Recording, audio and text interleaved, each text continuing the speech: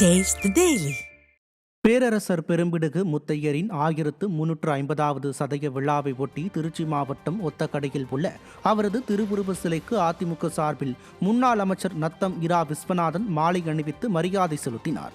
திருச்சி மாவட்ட கழகம் சார்பில் திருச்சி புறநகர் வடக்கு மாவட்ட கழக செயலாளரும் முன்னாள் அமைச்சருமான மு பரஞ்சோதி, திருச்சி மாநகர் மாவட்ட செயலாளரும் முன்னாள் துணை மேயருமான ஜே சீனிவாசன் ஆகியோர் தலைமையில் கழக துணை பொதுச் செயலாளரும் முன்னாள் அமைச்சருமான நத்தம் இரா விஸ்வநாதன் பேரரசர் பெரும்பிடுகு முத்தையரின் திருவுருவ சிலைக்கு மாலை அணிவித்து மரியாதை செலுத்தினார்.